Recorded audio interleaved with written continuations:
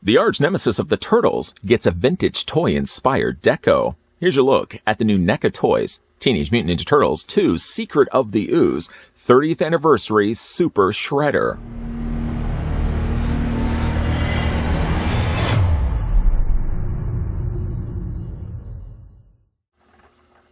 The Shredder lives. After suffering defeat at the hands of the Turtles, the leader of the Foot Clan plots his revenge. Desperate to vanquish his foes, Shredder consumes the last bit of mutagen to transform himself into the hulking Super Shredder. Based on his appearance at the end of Teenage Mutant Ninja Turtles 2, The Secret of the Ooze, Shredder stands approximately 9.5 inches tall and comes with an exclusive purple deco based on the early 90s toy. A brand new belt, a brand new fabric cape, interchangeable hands of Bishaman Yari, and mutagen canister. The packaging is a tribute to the European release poster for the movie and has an opening front panel.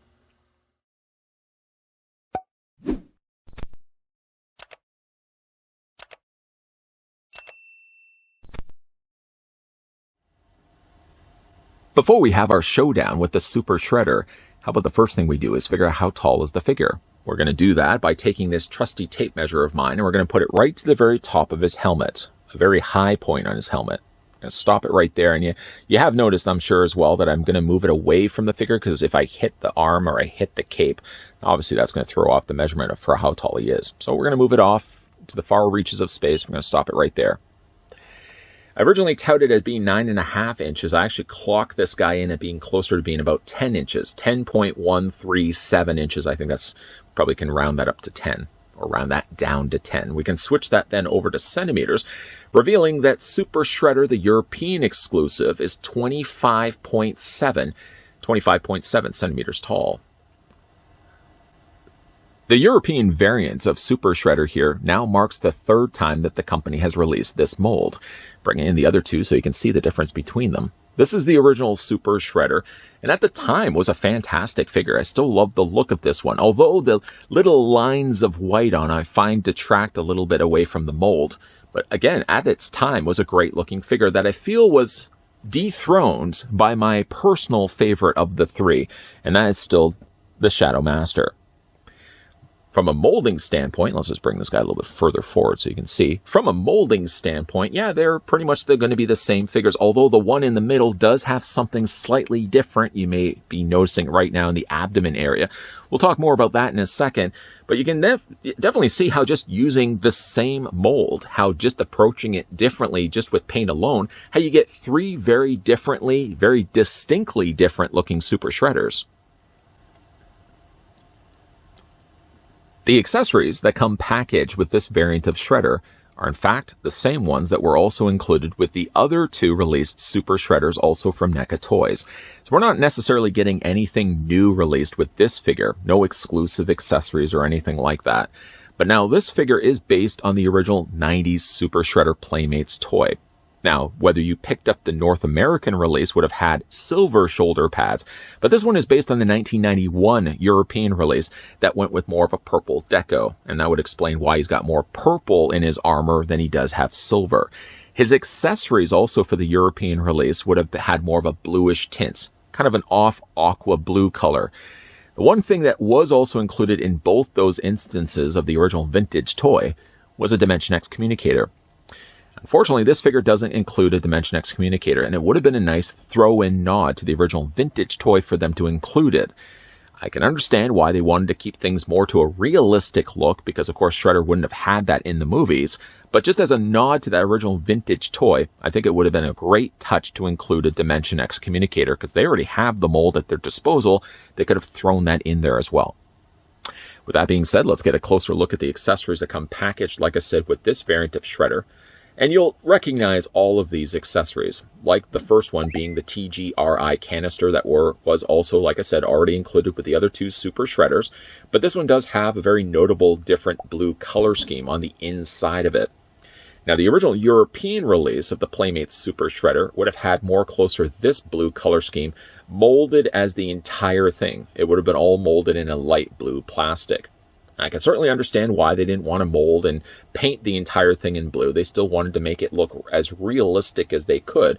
So instead, we still get treated to the silver on either side, as well as the connecting bridge, which has the TGRI in the middle of it. And then you can see the transitioning of the white in the inside to the lighter blue on the outside. It's just enough of a nod that you can look at it, and if you had the original 91 European Super Shredder, you can think to yourself, yeah, that's a nice little nod that they included that. The other accessory he comes included with is, of course, his Bishaman Yari, which is basically his spear weapon. Not based on what he had in the movie, because he didn't actually have a spear in the movie, but again, based on the original Playmates release. The North American 1990 release would have had this all molded here in gray plastic. The 91 European release, though, would have done more the closer to this blue color scheme right here. Again, more of a lighter blue, but the whole thing would have been molded in blue, and it would have looked ridiculous to be including just a molded blue plastic spear. They obviously had to do a little bit more than that. First of all, I like the blue that they went with. It's almost like a bluish silver color, and speaking of silvers, there's actually little silver rivets on the inside of it. But the way that that cascades the light, you can almost even see the brush strokes to it. That is a really nice looking color. Not only do you get that color on the top end of the spear, but you also get it at the bottom end as well with the spike. But then all in the middle of it, to keep still the idea that this would have been all molded in the original toy, and pretty much like just a blue color all the way across in one molded piece. They sort of have done kind of meeting in the middle of that, and they've brush stroked blue on the actual handle. It's not all molded in blue in that sense, but at least giving us close enough as they possibly could a nice little nod to the original toy. Love the fact they did that. Of course, all the other things, the territory that we're going to cover with hands is all samesies here, so let's have a look at those right now. He gets a bunch of swappable hands, provided I can actually hold on to them. The hands are just as gruesome as the other Super Shredder hands that we've gotten before. Nothing new here. Is it just me, or do these look like loofah sponges? Not all of you may know what a loofah sponge is, but I'm sure if you have parents, sooner or later you're probably going to come across a shower where it's going to have a loofah sponge. It's good for cleaning your body off. But basically, like the skin on Shredder's hands look like a loofah sponge. I'm sorry. Did I age myself by saying a loofah sponge? Do we even talk about loofah sponges? I don't know. But the black wash, I will say, does bring a lot of the scarring of the plastic. That looks really, really cool. Of course, like I said, these are just more relaxed hands, or grabbing, mauling, turtle head hands. He also comes with a bunch of gripping hands, because of course right now he's just got closed hands in the sockets of his forearms. That ain't going to hold anything. He does have a couple of grabbing hands. Now, these ones are for the one side of the figure, and you can see that the grip is a little bit more narrow on this hand than this hand right here. This hand, as you can probably see by the way it's molded on the inside, is suitable for holding the canister of ooze. This one is slightly smaller and better suited for holding this spear. And if you want to have, say, the spear on the other side, don't worry, don't fret. They also include a mirror version of that on the other side. Not sure why I get the camera to there we go, get the camera to focus in on that. So he comes with a couple of gripping hands, one for holding the canister of ooze, one for holding the Bishaman Yari. And again, you can really even have him holding both the accessories. That's the benefit of having all these different swappable hands that come included with the figures. Now that we've finished having a look at the figure's accessories, we can now tackle Super Shredder, the European release. Again, the reason why I say it's the European release is more so the color scheme. It's not the difference in molds, because the North American 1990 release Super Shredder and the 91 European was the same figure, with notable different color schemes. Instead of going with the silver that the North American release went, the European exclusive Super Shredder had the more purple color scheme, which you can clearly see NECA here is basing their figure around. Again, we can bring in the original Super Shredder.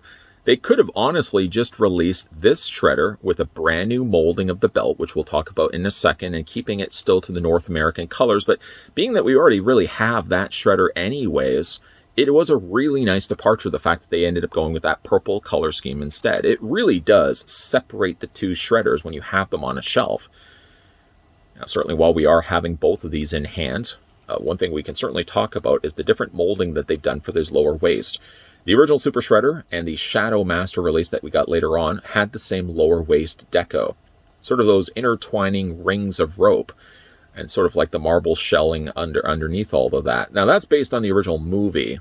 When it came to the release of the Playmates Super Shredder, instead of going that route, they molded this very intricate, spiked kind of belt thing that he had around his waist. The spikes weren't sticking out as far, granted, on the original Playmates design, but it's still, the design is still pretty close, right down to the fact that there's a little shuriken deco there on the front. Again, when it came to the North American release, these were silver, and even like the belt was all silver, or like an off gray color. The European went with more of that purple color scheme, and I gotta say, like, the purple really shines well on this figure. One thing also noted about the two differences between the North American and the European release was the coloring of the helmet, which I guess we can kind of talk about right now. The original 90s North American release would have had the helmet all in a dark black color. And really the only areas that would have been colored in silver were just like the accented areas on the ends of the spikes, just on this section right here, and the grilled area around his mouth. Right around here, there would have been a couple of lines, and all the rest of it would have been done in very, very dark black. The European release kind of pulled that back a little bit with going more of a dark gray color scheme. So again, being that this is closer to being the European design, they didn't go with that dark black. Still, at some point, not that we would get enough mileage out of the Shredder mold already, but if they were to re-release Super Shredder again in the North American color scheme, the thing that would be one thing I would be looking forward to seeing on that figure is an all jet black helmet with just, again, a little bit of the gray details. Because again, like, this one is very, very close to the other Super Shredders. There really isn't too much different with the helmet head sculpt, nor with the paint that they've gone with. Just to kind of see this guy being painted in all black like the original North American release, I think would be really interesting to see in hand. Now, the purples, of course, do change, and one last comparison we can certainly make is bring in the Shadow Master Super Shredder, which takes that color scheme of purple and certainly turns it up a notch, going much, much darker. Again, you can see the difference between the shoulder pads, the silver on the regular Super Shredder or the Shadow Master Super Shredder, and how drastically different that looks with the purple. This is probably the most closest comparison we can certainly make, because it doesn't have all the additional lines of white that the first Super Shredder had. But yeah, you can definitely see the much darker color scheme on the Shadow Master release. Something else that's really interesting about the European version of Super Shredder will involve me spinning the figures around so you can see the detailing for the cape. Now, Shadow Master, if we've already looked at him in his own review, had more of a stretchy nylon material. It looked not quite like a garbage bag, but it kind of had more of a smoother texture to it. And it was more elastic. They had more elasticity to it. When we also looked at the original Super Shredder, which again with this one right here, it's really not that much different than the original 90s Shredder, the movie Shredder that we first looked at with this type of cape. Which his cape was an extra piece that you could add on to the figure. The Super Shredder here simply just already had it built in underneath his collar piece. Again, when you do that and you compare that to the European release, boy, you have this additional vibrant color scheme going for it. Not that this is the best way to describe it by any means, but while looking at this and having the light reflecting off of it, you can see some of the red, and then every once in a while a little bit of green will peek its way through. It kind of reminds me of seeing an oil slick, where when you're looking at it, it has all these interesting colors spiraling around in the oil.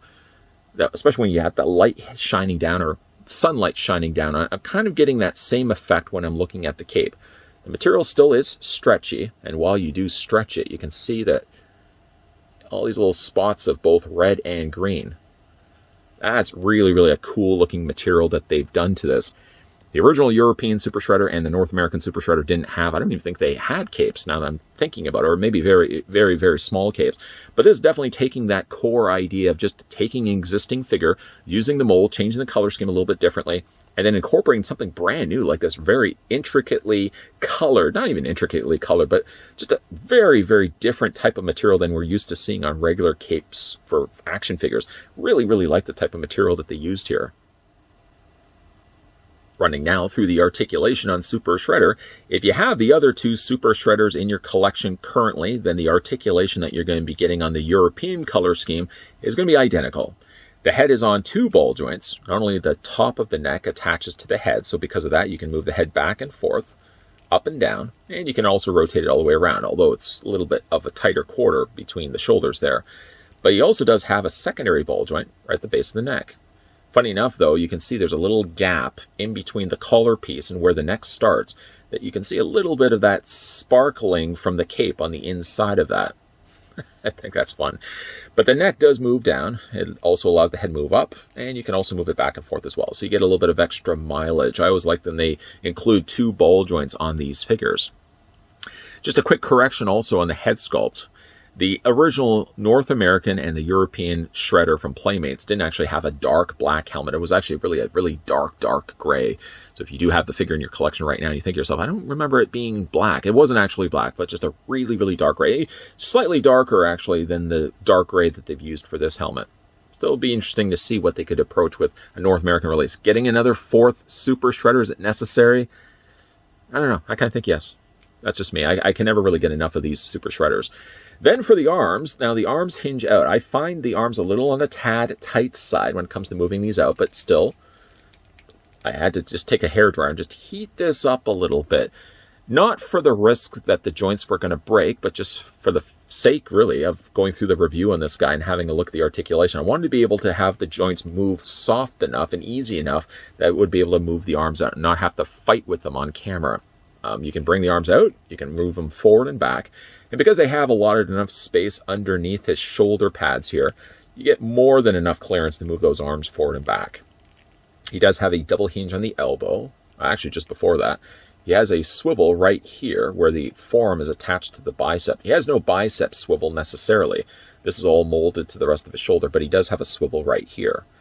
At the top where the first joint starts for the elbow bend, and then he has a secondary elbow bend right there. Just again, a little on the tight side. I might even just pass that again with a couple of times with a hairdryer. The hands rotate all the way around, and you can also hinge them back and forth. The figure has an upper torso ball joint. I don't know if it's just the way that they've colored it from the front, but in a way, while looking at this, it almost doesn't even look like he has a ball joint on the upper torso, right basically underneath his pectorals. Yes, you can see it certainly from the side. There's a gap right there where the upper torso ball joint is. And I will certainly have talking about ball joints. There's a secondary ball joint actually down below, just underneath his new spiked belt. Love the fact that they did do that. I know I probably have already said that a couple of times already. As for the legs split out. They creak and they squeak, but I don't mind. At least it's tight joints. You can hinge them out, get a somewhat of a splits happening with Super Shredder. You bring the legs forward, you bring the legs back. He has a double hinge on the knee.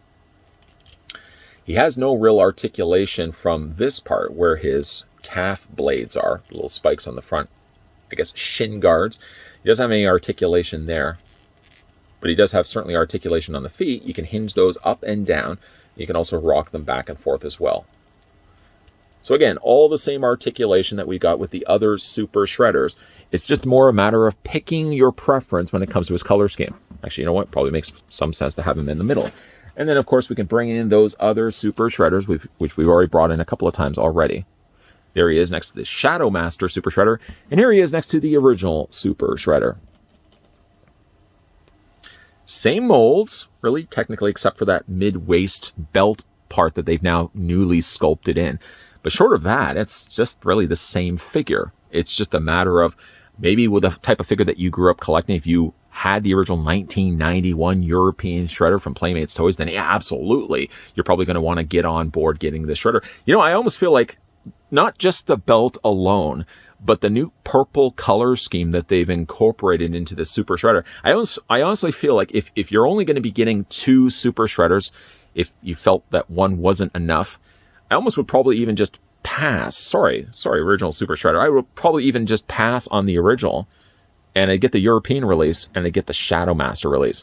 Then you get the benefit of the 2 different unique molds in the waist area. You get 2 different color schemes, where one is the silver shoulder pads, and one has that more unique purple color scheme. And also, of the 3 Super Shredders that we've gotten from NECA Toys, these 2 right here happen to be my personal favorites. Not every new figure from NECA Toys has to be a brand new mold. I'm a big believer of mileage in mold. If you can get more out of an existing mold, whether it just be a new color scheme, providing I already like that figure in the first place, that original released figure, if you're going to give it a different color scheme, then sign me on board. You're basically getting that with the new Secret of the Ooze European Super Shredder.